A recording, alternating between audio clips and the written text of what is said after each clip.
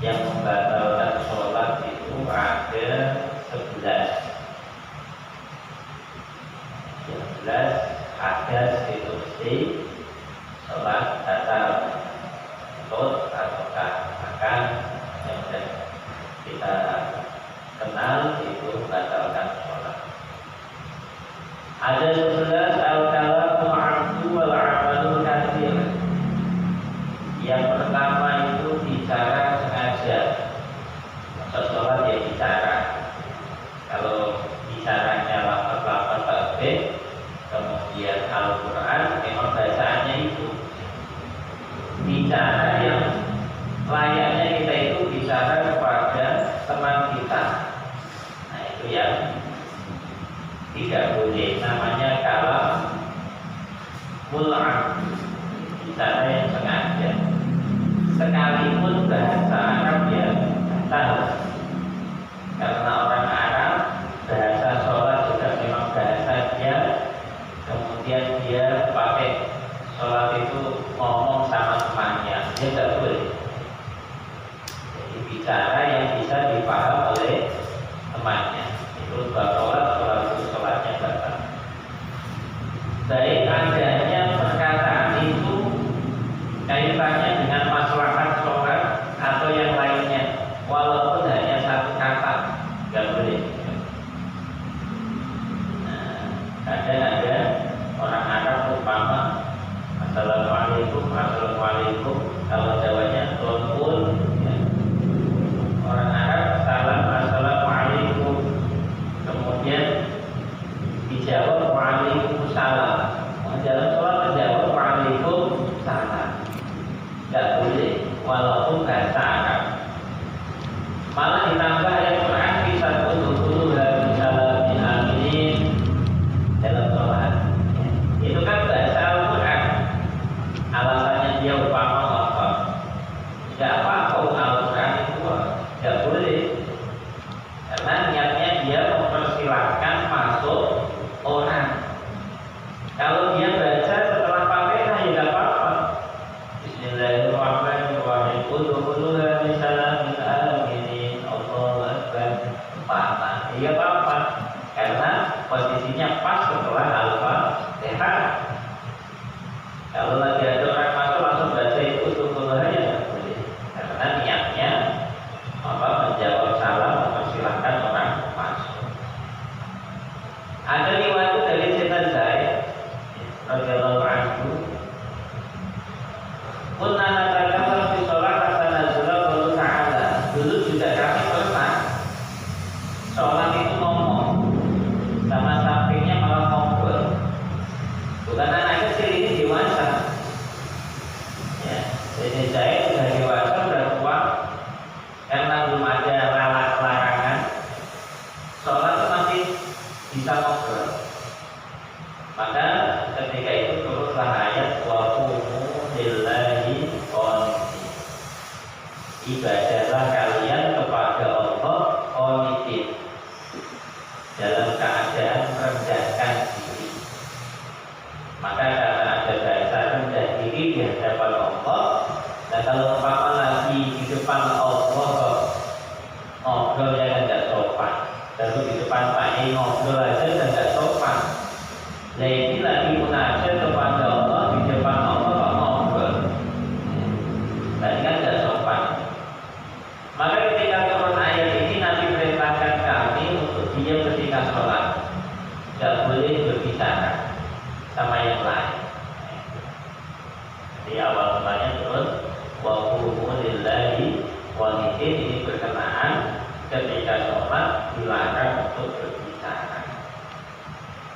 Waqad syamata abdisan fi sholat. Pernah juga Nabi sallallahu alaihi wasallam menegur Sayyidina Muawiyah bin Hakam As-Sulami. Ketika beliau itu ada orang bersin, beliau dalam sholat yarhamukallah. Ya. Kalau kita biasa ada orang bersin, kita doakan dia yarhamukallah. Bisa jadi pas sholat, karena biasa kepleset biasanya lagi sholat dia yarhamukallah, sampingnya bersin. Ya. Maka ini ditegur oleh Nabi, inna hadhihi sholat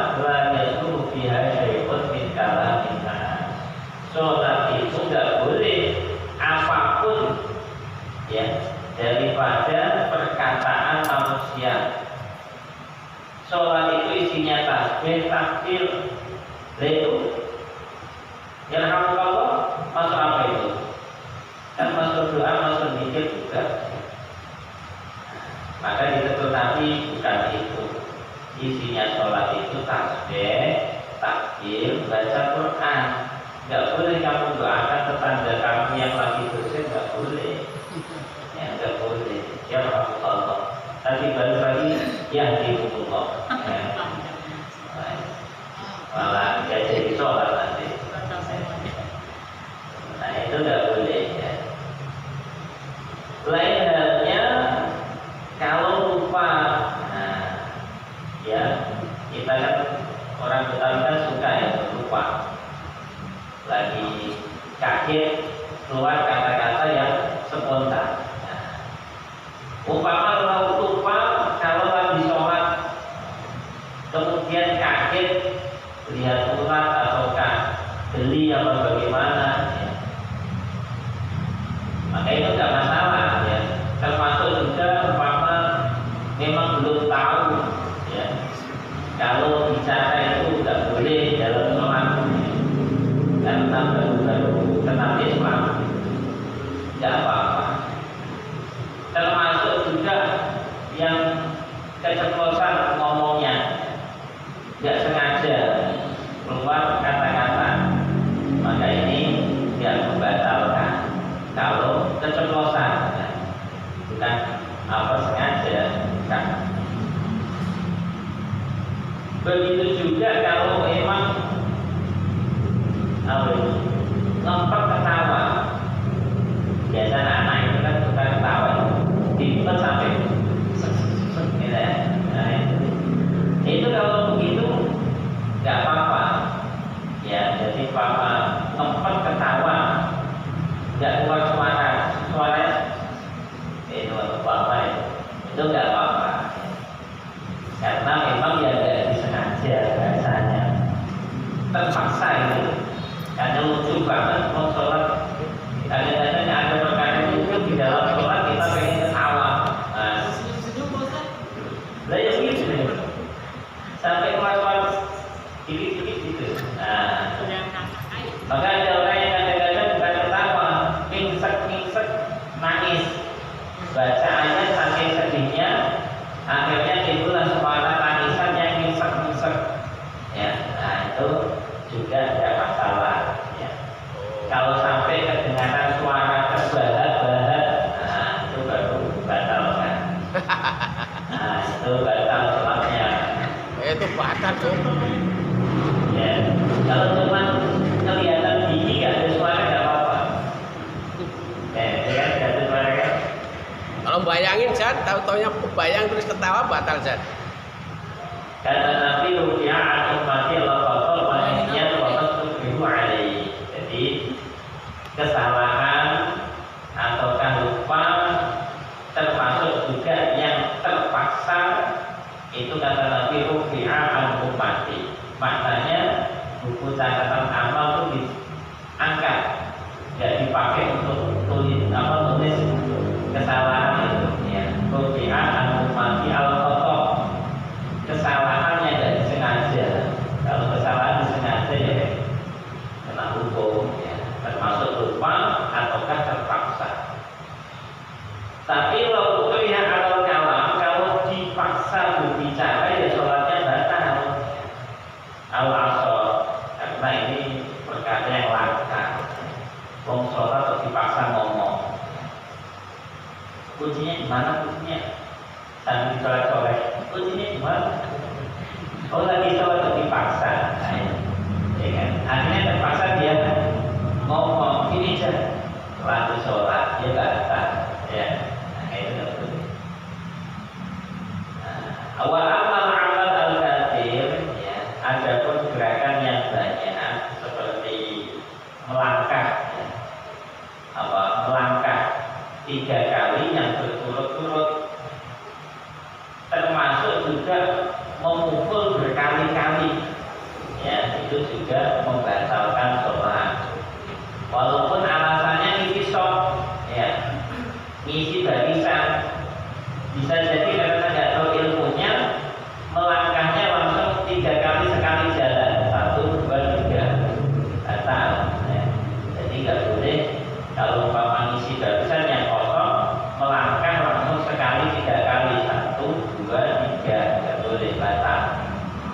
dihitung 1, 2, berhenti sejenak. Kalau memang belum sampai barisan, tambah lagi 1 kali nyampe.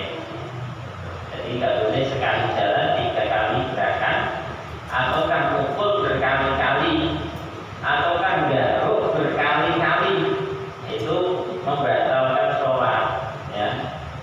Kalau garuknya cuma 1 jari tidak apa-apa, ya mau lama sekalipun tidak masalah. Tapi kalau udah gini-gini, nah ini batal ya, tidak boleh. Ya Allah. Anal amal al-qalil la yaqtul. Kalau sedikit itu tidak apa-apa, tidak membatalkan sholat. Ijma' ulama seperti itu.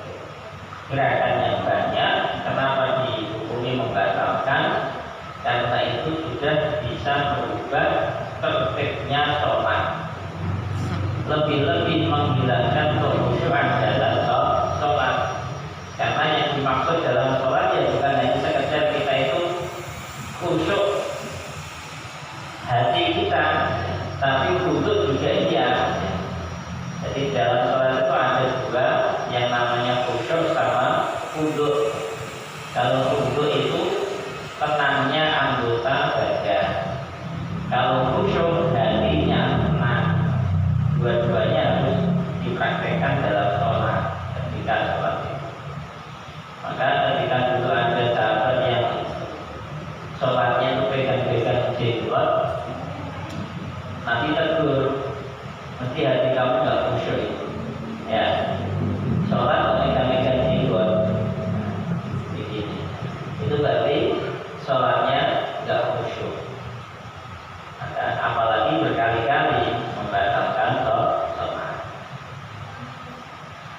Nabi mengatakan fi masil kamsoh.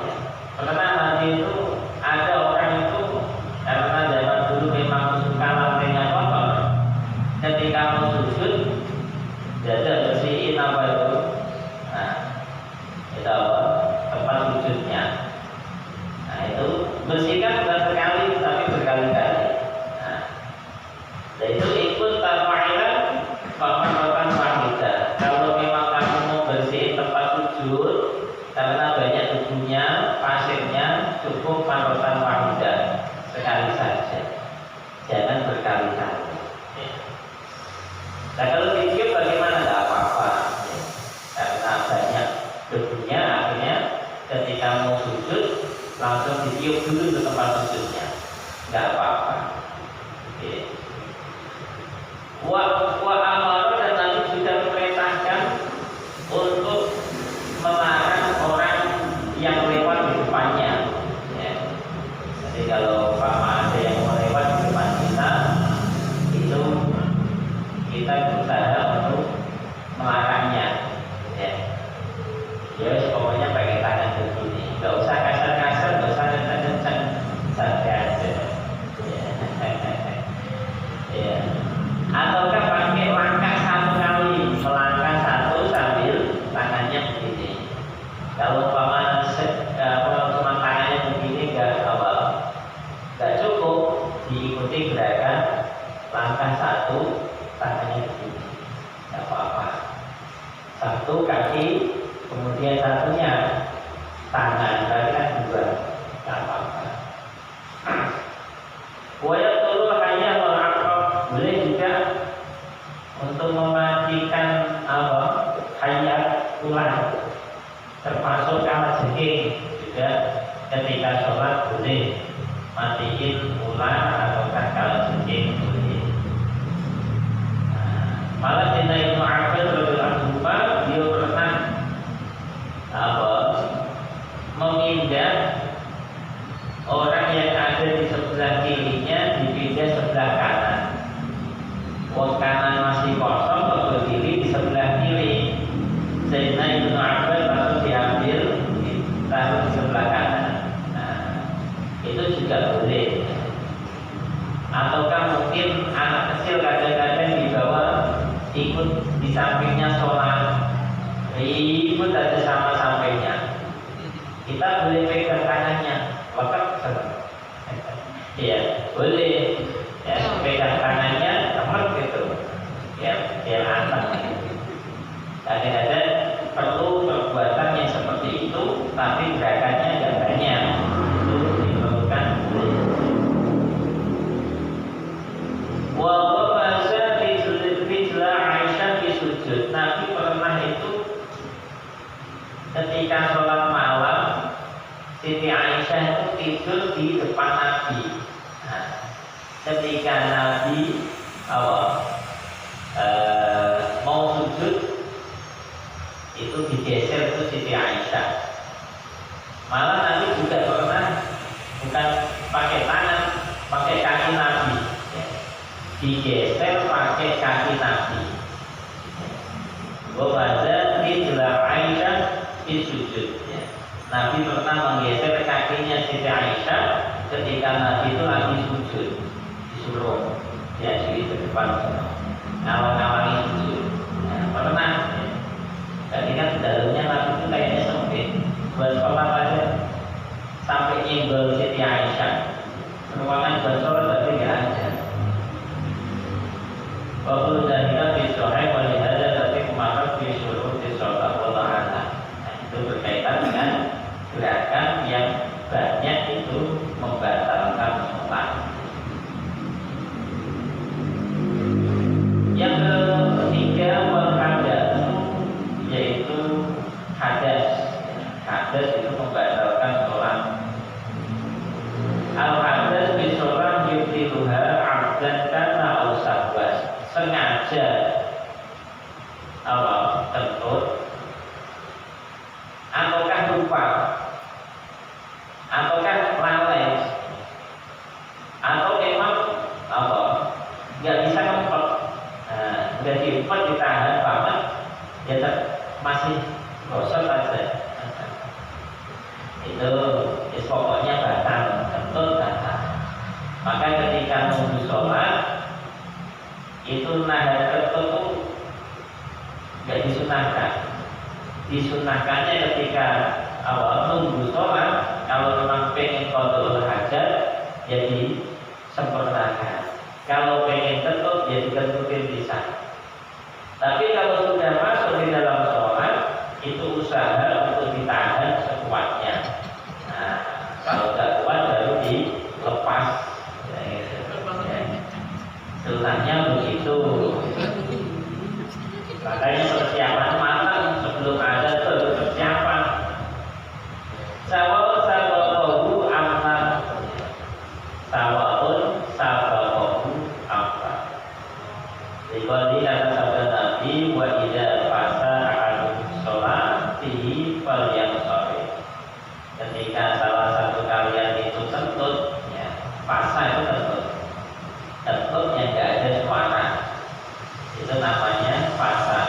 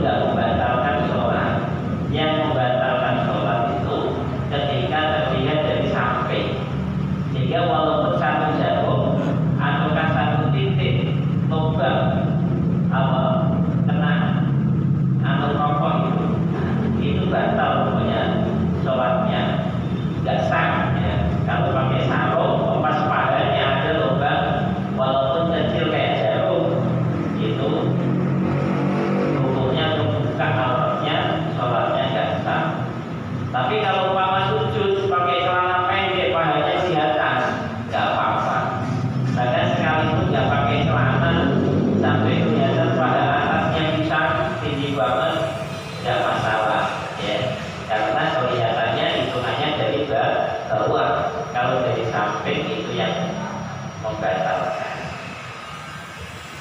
Ida ta'amada isobatun najasa allati ghairu ma'fu anda batalah salatuhu. Kalau kejatuhan najis yang enggak ma'fu, maka sholatnya itu batal. Kama lau ta'amada al-hadas, seperti halnya kalau memang hadas, datang hadas kecil. Wa amal ma'fu anha itu an-qutila mulasan wa nabuha pada tertul. Lain halnya kalau najisnya itu ma'fu gak apa-apa. Contoh kayak umpama kutu ataukah semut umat. Semut mati kemudian ada di kantong umpama itu nggak apa-apa karena semut itu masuk binatang yang mampu tidak membatalkan sholat. Wallahu a'lam. Wa in waqa'at alaihi najasatun nudirah. Jadi kalau umpama orang kejatuhan najis itu dilihat dulu. Inna hadhil hal, kalau memang dia singkirkan najis itu seketika. Bi anna qawluha, seperti halnya umpama dia bebaskan bajunya kemudian langsung lompat itu najis, maka ini sholat tidak batal. Tapi kalau umpama dibiarkan, ya umpama kejatuhan tai cecak kok malah dia biarkan, tidak dia bebaskan, ya maka itu bisa membatalkan sholat. Ya. Udah dibebaskan tapi basahnya masih ada, berarti kan bawa najis, maka itu sudah batal sholatnya. Dan terus kan bagaimana ya, tai cecak dan bekas hampir kering gitu kan, umpama kejatuhan jatuh di baju nggak lengket, nggak membekaskan apa basah-basah, langsung kita ibaskan. Nah itulah yang apa tidak membatalkan sholat. Wa aman bisyaful aurat perintah syafa'at dan batolat, terbukanya aurat kalau sengaja batal. Wa in ada terhal di atas satar syartu. Lain halnya kalau umpama terbuka langsung ditutup, itu nggak apa-apa. Yang banyak kejadian itu celananya itu narik ke bawah, kaosnya narik ke atas. Pas rukuk, pas sujud mesti melompong, itu kelihatan bidangnya. Nah itu kebuka auratnya, sholatnya batal. Makanya hati-hati ketika pakai baju yang tren sekarang itu pendek ya, di atas bokong panjangnya. Kemudian celananya pendek juga, pendek dalam arti di bawah pusat gitu. Jadi nggak sampai pusat, sehingga ketika sujud atau rukuk celananya narik ke bawah, kaosnya narik ke atas, pinggangnya kelihatan. Jadi auratnya kebuka, batal sholatnya. Nggak tahu sadar apa nggak sadar itu yang pakai itu batal sholatnya. Allah ada sholat.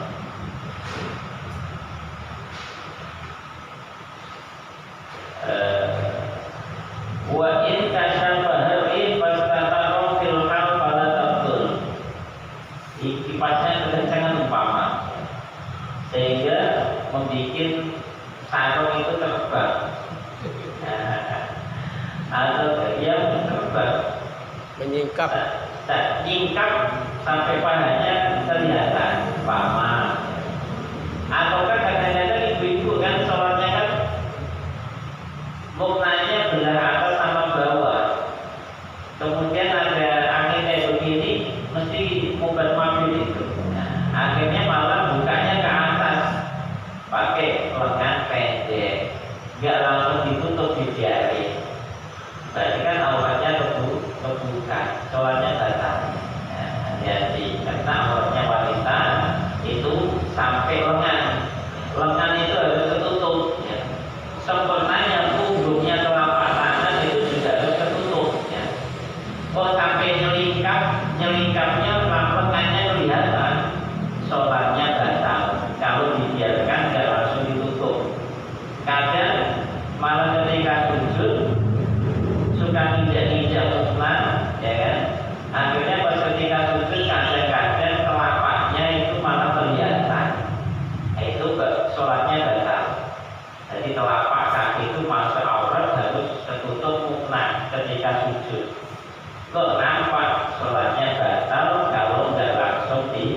cukup. Wallah. Walau niat termasuk juga batalnya sholat adalah merubah niat. Niatnya dirubah. Niat merubah itu kayak apa itu? Yang pertama, ida kotoran niat itu innawa al-qudud minas sholat batolah. Kalau dia memutus niat, seperti umpama niat keluar dari sholat, nanti rakaat kedua kok sampai tamu datang tak batalin, walaupun rakaat kedua padahal masih berrakaat lagi umpama. Kok sampai rakaat kedua tamu datang tak batalin, adanya begitu keluar dari sholat, maka ini seketika langsung batal. Nggak nunggu di rakaat kedua, ternyata memang nggak datang tamunya. Dia udah niat begitu langsung batal sholatnya. Maka jangan sampai adanya seperti itu. Lain halnya walau kita tahu beda kalau puasa. Nanti kalau jadi diajak makan ke warteg tak batalin. Selagi belum makan, puasa belum batal. Walaupun kalau sampai di warteg jam 10 nggak makan pisang, ya puasanya tetap nggak batal. Itu kalau puasa, karena kaitannya adalah dengan menahan makan dan minum. Kaitannya dengan itu. Lain halnya sholat, itu hubungannya adalah dengan niat. Niat nggak sah, sholat nggak sah. Puasa juga memang wajib niat, tapi di samping itu kan wajib menahan makan, lapar dan haus itu. Selagi dia nggak makan, walaupun niat membatalkan puasa, nggak apa-apa. Sholat kalau puasa masih bisa berlanjut. Adanya lawan apola artinya min fardin ila fardin akhar atau min fardin ila nafsin fal akhar batal. Pindah niat yang fardu ke fardu yang lain, ya, dari fardu ke fardu yang lain. Contoh, sholat Jumat, tentunya gabung rakaat itu pas lepas rukuk atau pas tahiyat akhir sholat Jumat dia gabung. Dia kan pintar udah ngaji, ya kan? Jadi kalau orang ketemunya duduk tahiyat akhir sholat Jumat, nanti sholatnya bukan 2 rakaat tapi 4 rakaat. Berarti nanti aku tak sholat 2 aja lah. Wong ketemunya tahiyat akhir, dia nggak mau dia sholat Jumat. Akhirnya usolli fardhu dhuhri, padahal imamnya sholat Jumat. Alasannya apa? Kan nanti saya tambahnya 4 bukan 2. Nah itu. Maka ini nggak boleh, ya. Jadi ataukah pokoknya merubah dari fardu ke fardu yang lain itu nggak boleh, ya. Jadi makanya ada istilah sholat wala nawa wala sholat Jumat, tapi prakteknya tidak sholat Jumat. Sholat duhur tapi niatnya tidak sholat duhur, yaitu kalau orang masbuk 2 rakaat sholat Jumat, dia harus sholat duhur pakai niat sholat Jumat. Nah, itu. Jadi niatnya sholat Jumat tapi prakteknya sholat duhur. Au min fardin ila naflin, atau merubah sholat fardu menjadi sholat sunnah, ya. Jadi ada temennya lambat, kasihan, tak temennya. Jadi saudara sholat boleh, atau temennya kasihan kalau sholat sendiri dapat 1 derajat.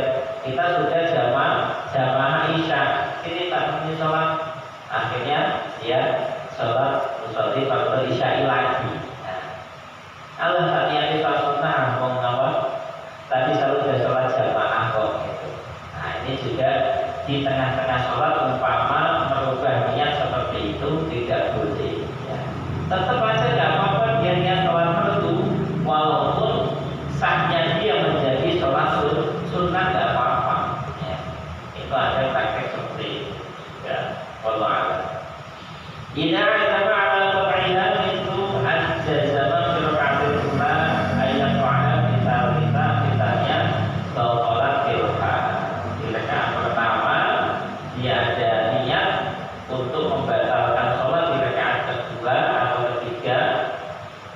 itu juga langsung seketika batal. Wallahu a'lam bishawab. Yang keempat, tidak syakka hal yang qawha mitra antara kegiatan hal yang tujuminha ustadz batalan, termasuk juga umpama ragu. Hal yang qawha bingung, ragu atau bingung, tak batalin apa enggak ya? Bingung, kadang-kadang terjadi itu ya, batalin apa enggak ya? Baca tak? Itu juga hukumnya sholatnya batal ya. Jadi jangan sampai ragu ketika sudah masuk dalam sholat, batalin apa enggak ya? Batalin apa enggak ya? Enggak, batal sholatnya. Jangan sampai ada keraguan, bingung ketika sudah ada di dalam sholat. Jadi langsung seketika itu sholatnya batal. Allah ada sholat ini.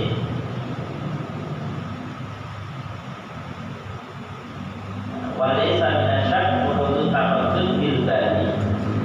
Tidak termasuk ragu kalau ketika di dalam sholat di benak kita itu datang kebingungan, ya, datang bingung, mikir-mikir, tapi nggak sampai, ya pokoknya bingung lah, lanjut paman dalam juga. Kalau itu datangnya tiba-tiba, nggak batal sholatnya. Tapi kalau memang kayaknya direncanakan, nah itu yang bisa membatalkan sholat. Wallahu a'lam bishawab. Jadi ini kata seorang imam seperti itu, tidak dihukumi syar'i kalau memang datangnya keraguan itu masih di benak kita. Wallahu a'lam bishawab. Tadi tanyakan.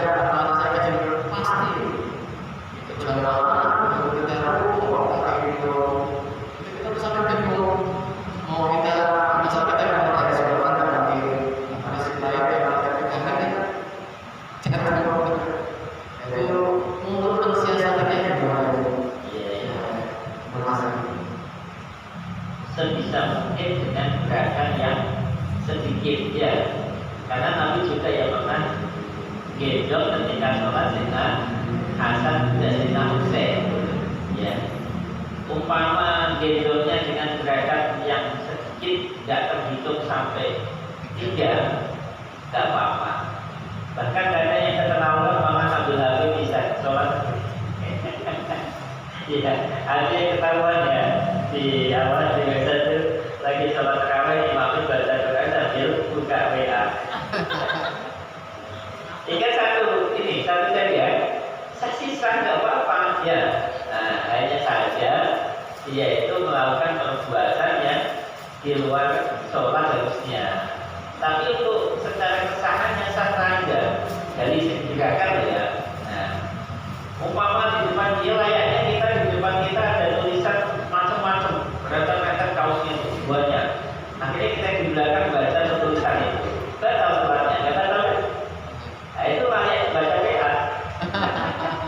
Ya, sama aja. Hanya saja WA pakai gerakan. Ini kan seperti ini, mau terus-terusan nggak masalah, geser itu, geser lagi. Ya, satu. Kalau begini nih, satu jari kan nggak membatalkan sholat. Repotnya kalau anak kecil itu pakai pampers sudah ngongkol. Nah itu juga ini kan bapak. Ya kan?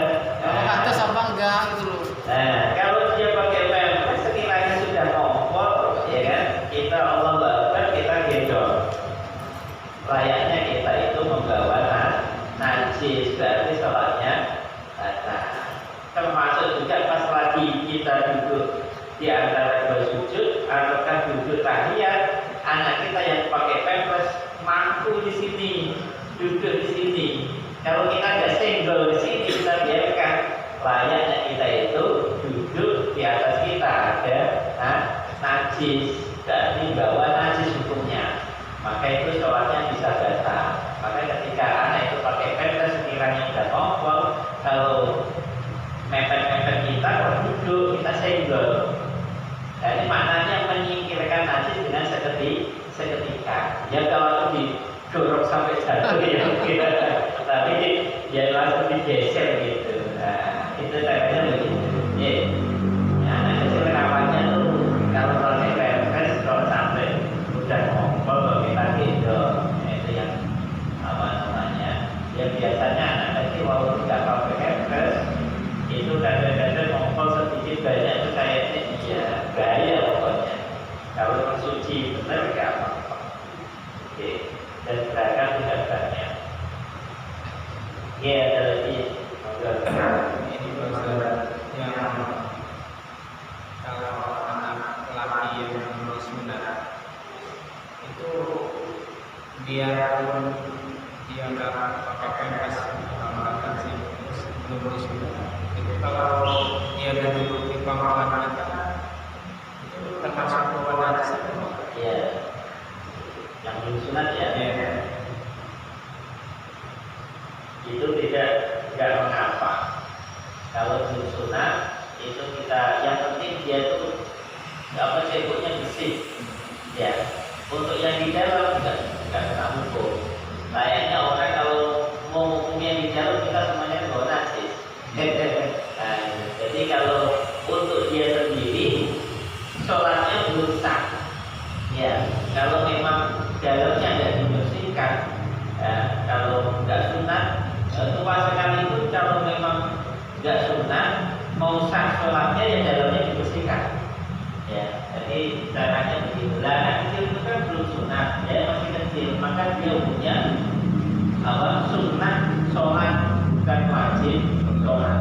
Anak kecil yang belum balik itu hukumnya sunat sholat bukan wajib sholat. Makanya baiknya tuh anak kecil biar sholatnya sah, ya sunat 2 tahun atau lepas TK itu sunat. Nanti ketika udah masuk SD menganjak dewasa 15 tahun nanti baru akan apa tulislah sah dan tidaknya, baik dan tidaknya, dan masuk tulisan awal catatan amal.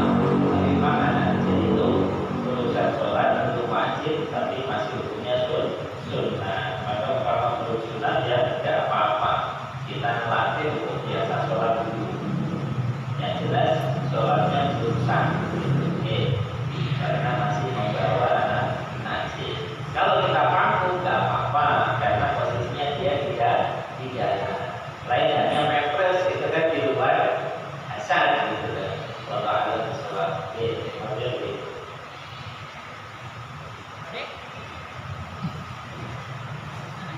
Udah kan sama hukumnya makruh, karena dia masih posisi di dalam mulut, ya enggak.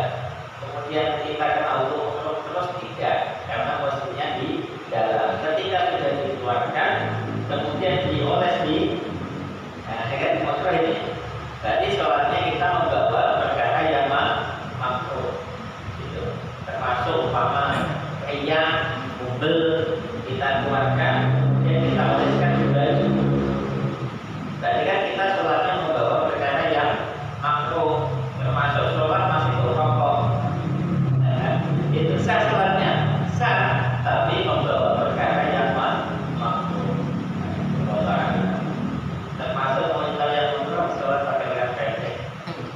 Makruh itu Pak. Ayo. Jangan gitu dong Ustaz. Harus kemana ini baju pendek? Ayo. Tanyanya. Di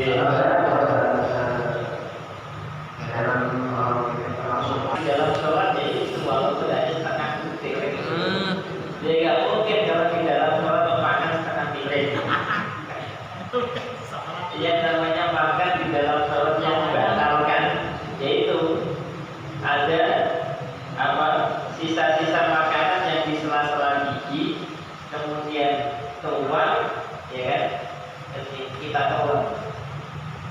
Lain halnya kalau umpama sudah benar-benar kata di ujung sini di pangkal ini, mau ditarik keluar susah, ya kan? Ditahan malah masuk. Itu kan kalau memang susah seperti itu, sudah betul-betul kita tahan banget, ya dikeluarkan memang susah, kok masuk, nggak apa-apa. Tapi kalau posisi di sela-sela gigi, ya terus sudah keluar, kita tahan, kita olah di dalam. punya aja sampai habis. Ya kan kadang-kadang kita pertahankan sampai assalamualaikumnya, tapi dengan mempertahankan itu akhirnya terkumpullah ludah. Nah, ludah itu yang masuk tapi ludah masuk. Kalau umpamanya ludah itu nggak tercampur dengan sisa makanan itu masuk nggak apa-apa. Tapi kalau umpama memang ludah itu bisa tercampur dengan makanannya sisa itu, mungkin saking lembeknya gitu kan, nah akhirnya ikut masuk bersama apa? Ya kayaknya nggak masuk yang sisa itu, tapi ludahnya sudah tercampur, akhirnya masuk ya bersama, batal sholatnya. Tahu ya? Adanya tadi seperti itu. Ya kayak mungkin permen nano-nano. Ya gitu.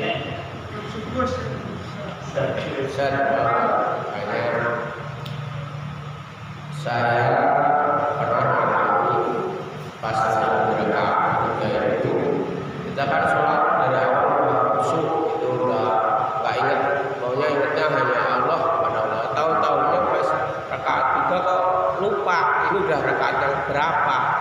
Nah itu tapi saya punya keyakinan bahwa saya lanjutin karena saya berkeyakinan kalau saya salah makmum negor itu gimana Ustaz? Batal ya sholat saya.